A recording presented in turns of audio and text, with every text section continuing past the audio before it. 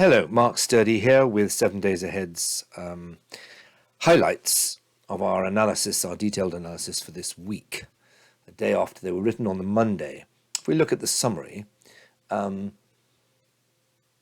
currencies, we remained bears of currencies against the dollar, particularly euro and sterling. What's happened in the 24 hours since this was written was basically that there's a certain amount of risk off. And so that the fierce trends that were in train yesterday have been somewhat diluted. For example, look at the dollar euro. We remained bullish of the dollar, and there's been a retracement back up. It hasn't exactly reversed the trend, but there's been a pullback here. So if we look at the day chart in the euro, there's been a bounce.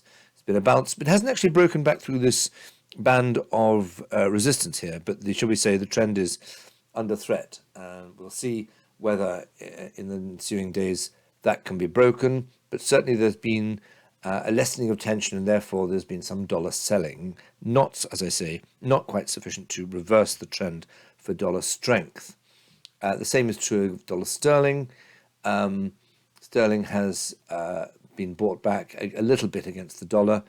On balance, though, as regards sterling euro, this business of the testing the upside of this trading range, with the lessening of tensions, this market looks to be going lower down here, emphatically rejecting the notion of a breakout of the sterling euro trading range long established since 2016.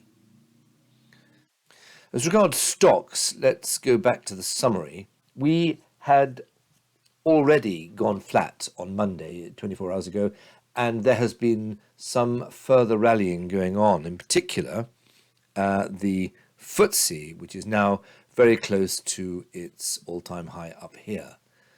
It hasn't broken through yet, though, so it'll be interesting to see if these markets, in particular FTSE, can drive on through. It hasn't yet, as I say. The S&P is higher.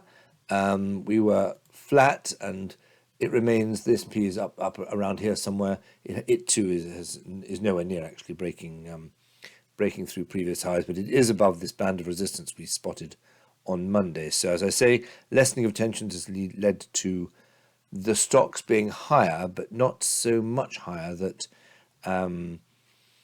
we've become bullish.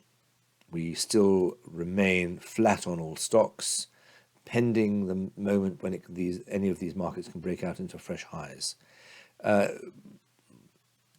You will remember that we've liked the Nikkei for a long time. There's a massively good big bull pattern here.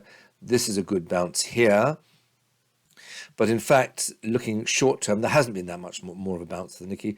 It hasn't actually broken up through this trading range, this bear trend resistance yet. So we were standing back from the stocks, and we remain so.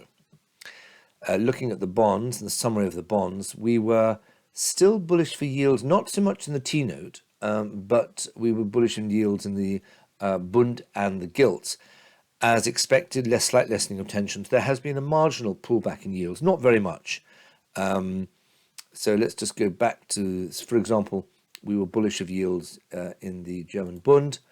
That was highly extended, and we thought it might go. Perhaps we were wrong to remain bullish of yields there, but we thought this trend was well set. Well, the market now is actually pretty much unchanged, even a little lower, so that whereas the stock markets have pushed on slightly against some of the anxieties when the war started, the bonds have not really tested the notion that what I'm getting at is trends remain in place for higher yields across the bond markets.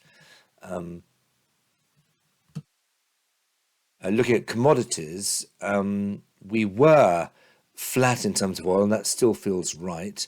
And this perhaps has been the position that's most wrong-footed since yesterday in the last 24 hours with the lessening of tensions.